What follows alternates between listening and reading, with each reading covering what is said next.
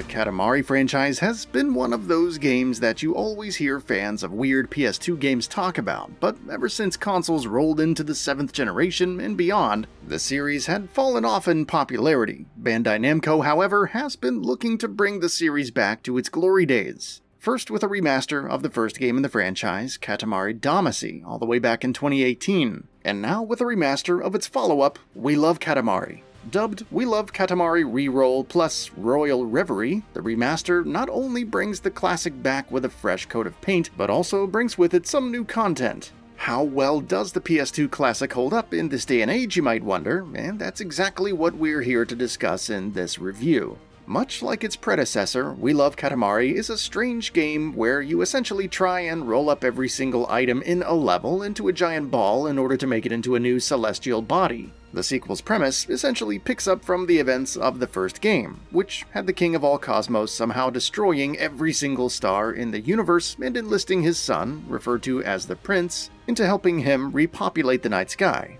In We Love Katamari, the King of all Cosmos realizes that he should capitalize on the success of Katamari Damacy and enlists the Prince yet again to fill up even more of the night sky with new celestial objects. While the story is largely just an excuse to get you into the rather excellent gameplay, We Love Katamari REROLL features some rather clever meta-commentary, but completing the game's various levels also gives us a look at the childhood life of the king, and how he eventually grew into the insane ruler of the cosmos that we know today. We Love Katamari REROLL plus Royal Reverie also brings with it a few new levels that go further into the king's backstory, if you're into that sort of thing, but honestly, even without the storyline, additional levels for a Katamari game would always be welcome. When it comes to gameplay, We Love Katamari REROLL plus Royal Reverie plays almost entirely like its predecessor. Rather than having direct control of the prince and the Katamari he uses to roll things up, you instead have to think of both analog sticks on your controller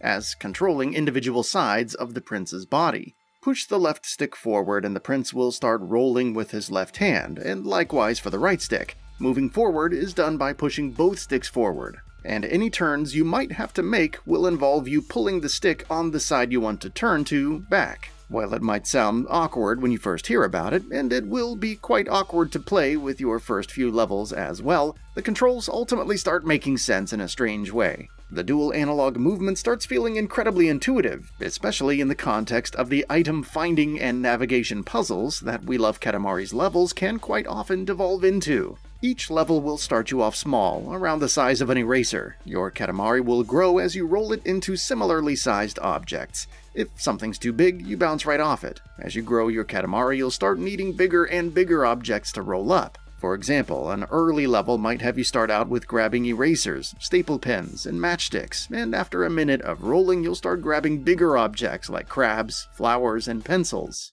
Get big enough, and you can roll entire humans, their houses, and even their neighborhoods up into your Katamari. Speaking of levels, there are several of them, and they aren't as breezy as you would imagine for such a bright, cheerful, and colorful game. You are given a strict time limit and a minimum size to which you need to grow your Katamari, and your first attempt at any level is quite likely to end in failure. Much like Katamari Damacy, We Love Katamari REROLL plus Royal Reverie relies on you actually understanding the level and figuring out more efficient routes through subsequent attempts. The general gameplay loop in We Love Katamari REROLL plus Royal Reverie feels like a refinement over the original Katamari in quite a few ways. Levels feel better thought out, and routes look more intuitive, gradually guiding you into grabbing appropriately sized items up into your ever-growing mass of random objects. Despite, or perhaps because of, the simple gameplay loop, it's quite easy to end up spending hours on any level of We Love Katamari in an effort to get the best possible score you can get.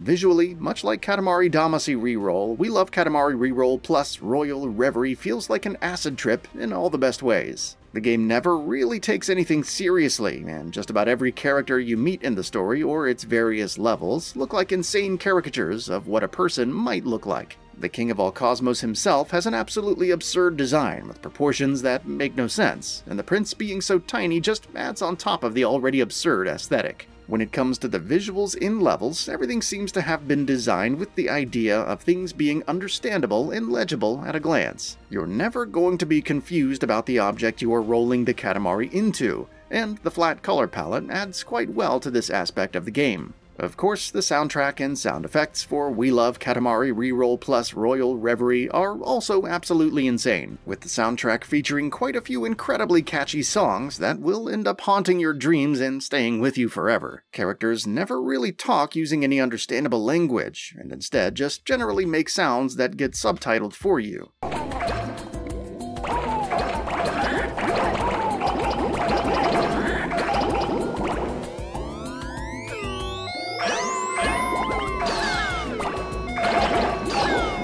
Just about every bit of the audiovisual side of the game adds on to the surreality of the game as a whole. One of the most underappreciated aspects of the franchise is just how much fun it can be with another player. Sure, We Love Katamari REROLL plus Royal Reverie features an absolutely hilarious local co-op mode that has each player trying to roll the same Katamari. But in case you only have a single controller, even just an evening of passing the controller between you and your buddies can be a great time. Once you get the hang of the controls, the objectives are instantly obvious, and the time limit in each level means that no one really ends up hogging the controller for too long. If it hasn't already become obvious, we absolutely adore the insanity that is We Love Katamari REROLL plus Royal Reverie. It has addictive gameplay with clever level design that just begs you to keep trying to get better scores, as well as a hilarious story that gives us a glimpse into how the mind of the King of All Cosmos might work. All of this is capped off by an incredible soundtrack and fun visuals,